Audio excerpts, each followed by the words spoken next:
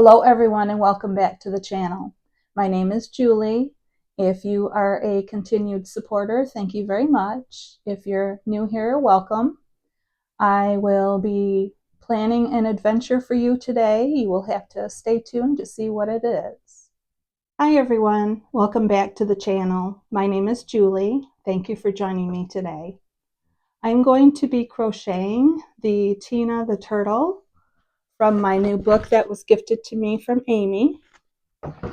And in anticipation of getting all the materials together, I knew I had to buy new yarn. So because of that big snowstorm, my husband and I just shopped locally. Well, they didn't have the brand of yarn that I wanted that's recommended in this book because it's washable. Well, I couldn't find, what I wanted in the local stores. So my husband ordered me online. He ordered me, I think it was seven skeins of yarn anyway, because I want to make the elephant and I also want to make the unicorn just because I like elephants and I thought the unicorn was really cute. But anyway, he ordered me, this is the green that is on the turtle. Well, the other green, the one for the head and the legs and the bottom of the body, they didn't have that specific color. So I ordered a light green, which is this one here. And it does not match at all. It does not look like the turtle. So what we did is today, we went to the local store again. And I took a piece of the yarn from the dark green that I knew that was the right one. And I found one to match it that looks, good. They look good together. So this is what I found. And it's a little darker, I guess brighter than the one in the book. But it's close enough that I feel really comfortable putting these two together to make that turtle. So that's what I'm going to be working on this week's project. So I'll bring you along.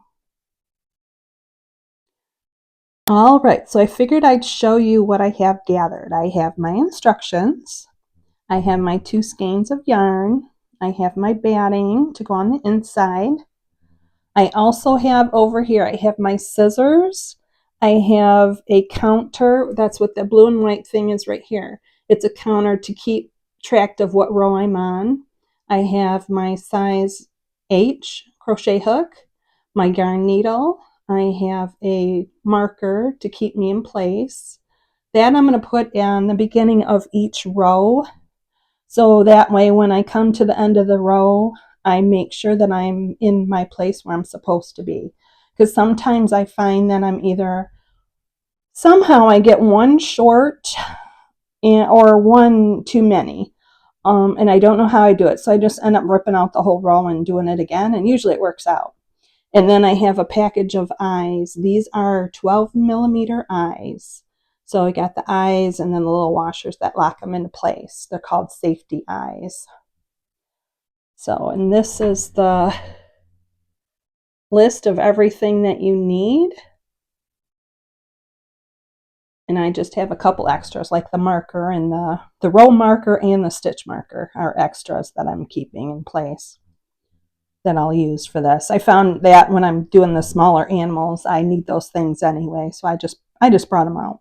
Okay, I'll get started here. Okay, so for this pattern for the turtle, the first thing we do is take our yarn. We're going to do the body. We're going to do the bottom of the shell. So this author describes something as a magic ring. You start this on most all of the little pieces for these animals. So I never heard of a magic ring before. So I practiced off camera to make sure I could do this, and then it actually worked because I read the instructions and I didn't really understand it. But once you start doing it, and I did it, I don't know, 3-4 times, then I understood, the basic concept of it. So what you do is you take your yarn, you have your tail hanging, and you crisscross over the top your working yarn. So let's see, I'll put it in my hand here. Hopefully you can see it. So you got your tail hanging behind and you're crisscrossed on top of it, just like that. So I hold it where they cross, insert my hook into the center, yarn over and bring it through, just like you would with a chain. Well, then you yarn, put inside the hook or into the hoop, the loop, yarn over and pull through. So you have 2 of the loops on your crochet hook, just like you do for a single crochet. You yarn over and pull through both. And the first one is the most difficult. So basically she calls this, even though you're starting with a chain and then you're adding to it, she calls that your first single crochet. So then for this pattern, you have to do 10. There's 2, 3, this yarn's so soft. I love it. Oops, 4, and I didn't do that one quite right, so I'm going to take that one out. All right, it does not look right here. Okay, so 3, 4, 5. So see, even as experienced as I am in crocheting, I still make mistakes all the time. So you just backtrack a little bit, and it's a lot easier for me to backtrack in crocheting versus like knitting. I'm not real experienced at knitting, so I don't do that quite right. Okay, so let's see. We'll double check. So 1, 2, 3, 4, 5, 6, 7, 8, 9, 10. Okay, so what we do, I'm going to get that tail out of the way here. We attach it to the first single crochet here, and we do a slip stitch. So you just yarn over and then pull through everything. So here's our ring. So what you do next is you pull this tail, the one that you had hanging, you pull this tail here, and it gets smaller. See how I pulled it and it's a little bit smaller? You can hardly tell that there's insert. So you just keep pulling till it closes right up. And you pull it real super tight. And see, there's just a little bitty speck here in the center. So that's all you do. You just keep pulling until it gets tighter and tighter, and as tight as you want. And basically you want it tight enough that the stuffing, when you stuff the animal, the stuffing isn't going to pop out that hole. So that's basically what you do, and that was row 1. Very first step for the pattern for the shell. Bottom of the body.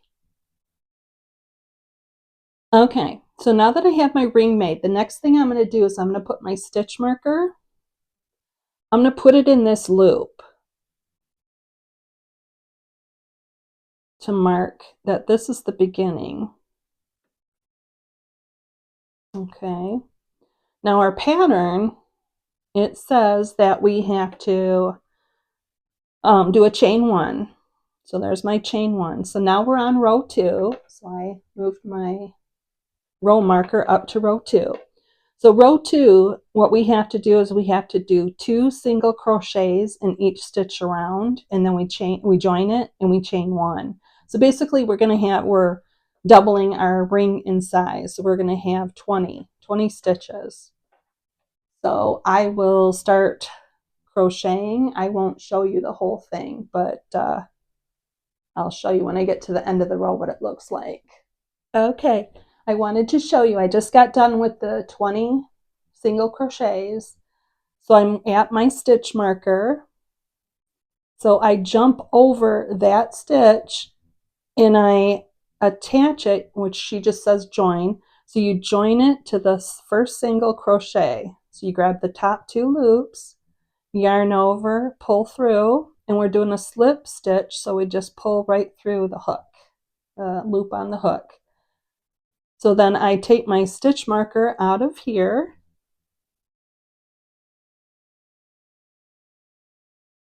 and hope it doesn't rehook, which it did. Okay, put it back through the loop on my hook. Oh goodness, this is difficult. There we go. Make sure it's hooked together so it won't fall off. Okay. So then at the end of this one, it says to chain 1. So then I put down my material and I move my stitch marker because I'm going on to number 3. So then number 3, we do 2 single crochets in the next stitch, and then we do 1 single crochet in the stitch after that. And then we repeat that until it's all the way around. So this one, we're going to have, instead of doubling it, we're only going to multiply it by, I guess it'll go from 20 to 30. So we're only like doing 1.5 times. So I should end up with 30. Okay, so I have my 30 stitches. So you do 2, then 1, 2, then 1, 2, then 1, 2, then 1 till you get around. I attached it, I moved my stitch marker up, and I chained 1. So now I'm moving on to row 4. So row 4, and this, I guess the bottom of the shell actually has 11 rounds. So I'm on to number 4. So it is this big now in comparison to like scissor size. It's large as the handle there. But I'll get working on the other rounds up to number 11, and I'll show you what it looks like when the bottom of the shell is done. Okay, so I just got my 11th row done. See, number 11. And what you do on this last row is you just attach it, you join it like it says in the directions, but you do not make a chain 1. So the next step, it says, is to fasten off and weave in the ends. So what I'm going to do, I'm going to trim this. I'm going to fasten it off. Pull it tight here. Okay, I'm going to take out my my stitch marker. Okay, so that's what it looks like. It looks like kind of like a really short hat, or like one of those religious caps that people wear. But anyway, this is in comparison to the scissors.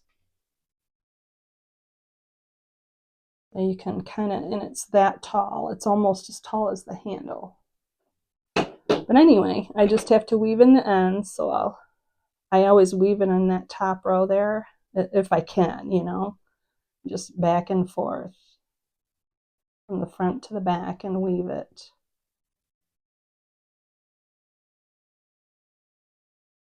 You want to weave it, well, they say you only need 4 or 5 stitches, but I do, I don't know, sometimes 8 to 10. I mean, it doesn't take that much more time. And then for sure it's going to hold. But anyway, this is the bottom of the body, and I'm going to leave this. I'm not going to weave this in because it's going to be inside where the stuffing goes. So I'm just going to finish weaving this in, and I'm probably going to work on the next step is actually the top of the shell, but I think I'm going to stick with this color, and I might do the little legs, the little feet. I think I'm going to do those next.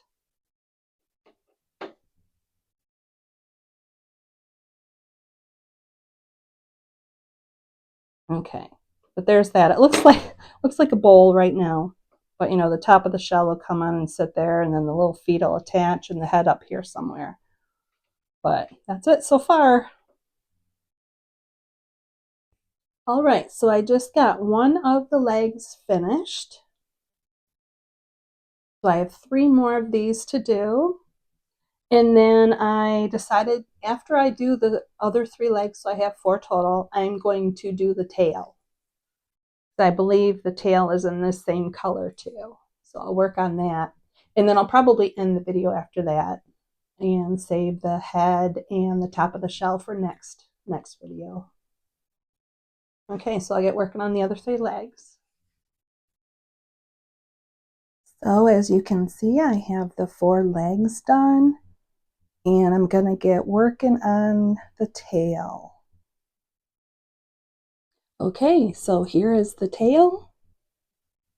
That was interesting trying to start because you start with only 4 up here. And they were very, very tight. But, I managed and got it all finished. So I think that's where I'm going to end the video, like I said, and I will get working on the body and the head for next week. All right. I hope everyone has a great day. Bye. Thank you everyone for watching the video. If you liked what you saw, would you please hit the thumbs up, give me a like, and if you have any comments or questions, please put them in that area below. And if you'd like to, please subscribe.